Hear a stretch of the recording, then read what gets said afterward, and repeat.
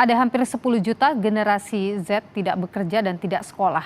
Apa dampaknya terhadap bonus demografi? Kita bahas malam hari ini, saudara, bersama Afrian Syahnur, Wakil Menteri Tenaga Kerja RI, dan juga bersama sosiolog dari Universitas Indonesia, Imam Prasojo. Selamat malam, Bapak-Bapak, sehat selalu.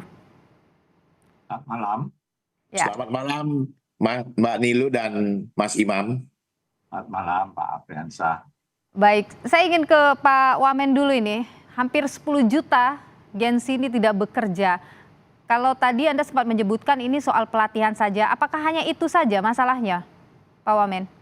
Ya, jadi gini ya, kita tahulah anak-anak sekarang, anak-anak milenial sekarang ini kan ekspektasinya kan luar biasa ya. Jadi mereka itu senang dengan dunia digitalisasi, kemudian juga senang dengan kemajuan teknologi yang sekarang sedang kita hadapi. Nah, tentunya dengan digitalisasi ya yang dikenal dengan 4.0 atau 4.0 ini kan harusnya anak-anak Gen Z ini kan sudah bisa beradaptasi dengan kenyataan dunia yang ada sekarang. Nah, makanya dengan digitalisasi ini banyak anak-anak yang hanya kadang-kadang menggampangkan sesuatu, ya kadang-kadang juga kalau tidak sesuai dengan keinginan mereka, ya lebih baik nanti aja lah bekerja, menunggu nanti ya kapan waktu yang pas, yang tersedia untuk mereka bisa bekerja. Nah, inilah yang menyebabkan kadang-kadang jumlah Gen Z ini ada yang memilih untuk menganggur dulu, ya kan, sambil mereka punya konsep untuk memberikan atau mencari pekerjaan lowongan yang lain yang sesuai dengan ekspektasi yang mereka inginkan. Jadi, dan mereka perlu diketahui juga Mbak Nilu, mereka tuh ingin mendapat salary atau gaji yang tinggi, ya kan. Sementara perusahaan-perusahaan yang ada di Indonesia ini kan punya standar dan punya kemampuan begitu, Mbak Nilu. Oke, Pak Wamen, ada begini kan, mereka 10 juta ini tidak hanya tidak mempunyai pekerjaan tapi juga tidak mendapatkan pendidikan education.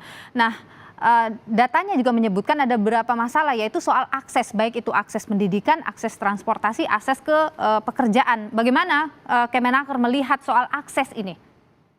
Jadi begini, akses yang sebenarnya sudah kita siapkan di Kementerian Tenaga Kerja ini kan banyak yang sudah kita lakukan, seperti kita mempunyai aplikasi yang kita punya dengan aplikasi Siap Kerja, yang mana dalam aplikasi ini kita bisa memberikan kemudahan kepada anak-anak yang membutuhkan pekerjaan, terutama yang anak-anak Gen Z ya, dengan melalui atau membuka web kita.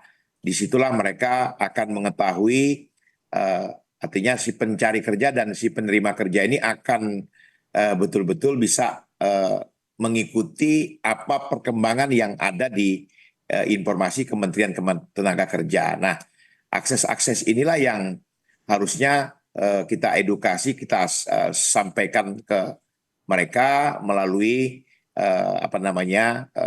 informasi yang kita punya dalam layanan ini ya. Seperti apa misalkan Mbak Nilo, kita punya akses untuk meningkatkan pelatihan dan sertifikasi, yaitu Skill Hub. Kemudian kita punya Career Hub sebagai informasi lowongan pekerjaan.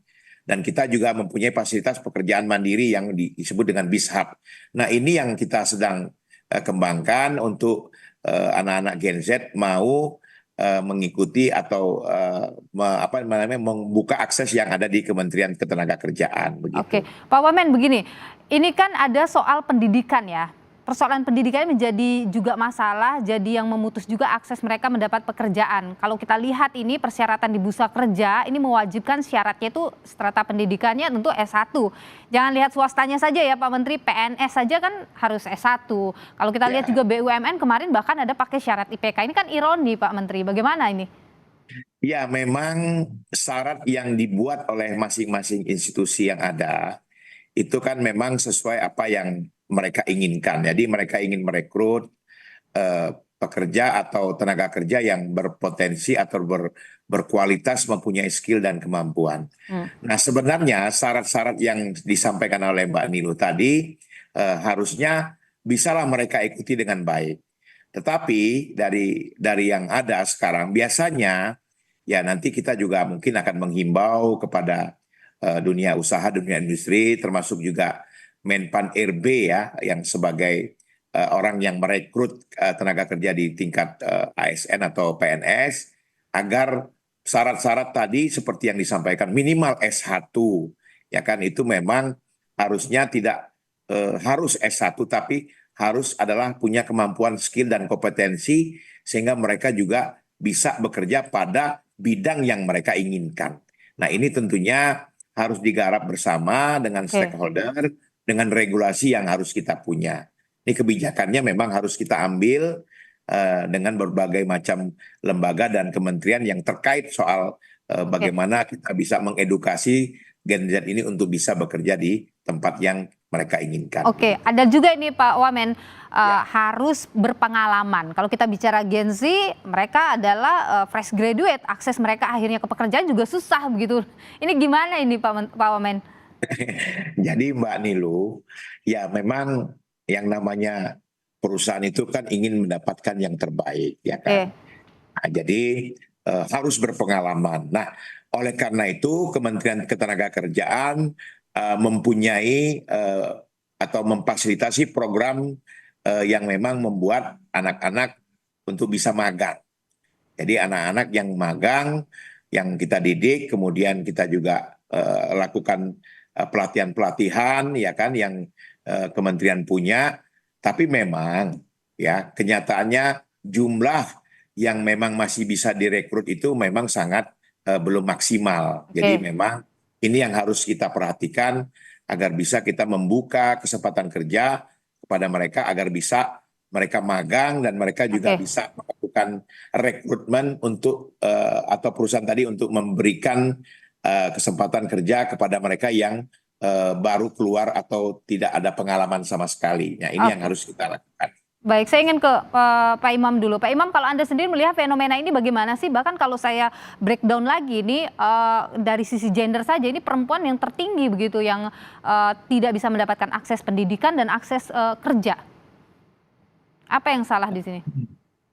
Jadi ada beberapa hal ya yang mungkin harus diingat ya, bahwa tenaga kerja kita tuh kan hampir 60% cuma hanya tamatan SD SMP. Nah, itu yang pertama. Dan yang kedua, sektor pekerjaan itu juga mayoritas sebetulnya terserap di sektor informal. Nah, terus kemudian kalau kita lihat ya, tenaga-tenaga yang bahkan SMK sekalipun, itu justru menjadi kontributor tertinggi di dalam pengangguran terbuka. Nah, jadi banyak data-data yang menurut saya banyak yang harus dipertanyakan ya, konsep misalnya link and match. Jangan-jangan kaitan linknya itu kurang kuat dan juga tidak match ya terhadap industri. Nah, oleh karena itu saya sih lebih mendorong bagaimana angkatan kerja yang mayoritas SD SMP atau bahkan yang SMK sekalipun ya itu mendapatkan pendampingan tidak hanya tergantung pada BLK dari Kementerian Tenaga Kerja ya, dan kita banyak sekali champion ya, orang-orang kreatif, orang-orang yang inovatif ya, yang bisa menciptakan lapangan pekerjaan. Nah, justru dana-dana pemerintah, Pak Afriansah, menurut saya ya Pak, itu perlu juga menghubungkan dengan para champion-champion ini, orang-orang kreatif ya yang ada di akar rumput ya, mereka lah yang harusnya diberi kesempatan untuk ikut serta menjadi pendamping-pendamping anak-anak milenial ini. Nah, kalau hal itu dilakukan, ya artinya training-training itu tidak selalu harus training formal ya, yang harus dilakukan oleh Kementerian Tenaga Kerja. Tapi bisa jadi itu adalah anak-anak yang ikut terlibat di dalam aktivitas-aktivitas unit-unit kerja kreatif ya, para champion-champion, para usahawan-usahawan muda, dan bahkan di sini saya lihat datanya ya sejak sensus itu di bidang pertanian, kehutanan, perikanan itu justru yang paling banyak sekarang dibanjiri oleh tenaga kerja. Nah, disinilah ya peran-peran sinergi antara pemerintah dengan champion-champion ini. Oke. Nah, dan itu menurut saya kita harus juga mencari format-format yang inovatif ya, tidak hanya semata-mata menggantungkan diri pada training-training yang baku ya, yang disediakan oleh pemerintah dan bahkan juga oleh jalur-jalur formal. Itu yang mungkin harus dilakukan. Oke, Pak Imam begini, ketika edukasi atau pendidikan ini jadi salah satu penghalang, karena Anda juga menyebut tadi bahwa ya pendidikan yang rendah ini juga kan membuat mereka susah juga untuk mencapai atau mendapatkan pekerjaan. Jadi harus dimulai dari mana ini sebenarnya pemerintah ketika kita punya cita-cita Indonesia emas nanti? Ya kalau Anda berpikirnya pekerjaan itu adalah di sektor formal, ya buruh di pabrik-pabrik atau di perusahaan, ya itu memang menjadi kendala. Tapi justru data yang ada ini, yang pendidikannya SMK, SMA itu justru yang lebih tinggi menjadi pengangguran terbuka. Nah, jadi artinya apa? Artinya yang menurut saya harus dibuka adalah bagaimana pendidikan yang mungkin masih terbatas ya, kalau formalnya SD SMP, tapi bukan berarti orang-orang ini tidak kreatif, tidak tekun. Nah, yang harus didukung adalah mereka itu di mana tempat untuk bisa mengaktualisasikan passion dia, kreativitas dia, dan ini hanya bisa dilakukan menurut saya kalau ada sinergi dengan para champion-champion. Dan champion-champion itu tidak selalu linear. Ya, saya lihat ada anak aktivis-aktivis atau pemberdaya masyarakat yang bisa jadi latar belakangnya elektro tetapi dia di pertanian ya, latar belakangnya itu ilmu sosial tapi dia menjadi peternak. Nah, jadi jangan dilihat dari orang-orang yang punya latar belakang disiplin ilmu tertentu, tetapi lihat apa kiprahnya. Champion-champion inilah yang harusnya dari dulu itu diberi kesempatan. Nah, kalau kita itu tergantung pada jalur-jalur formal semata, nggak akan bisa menurut saya.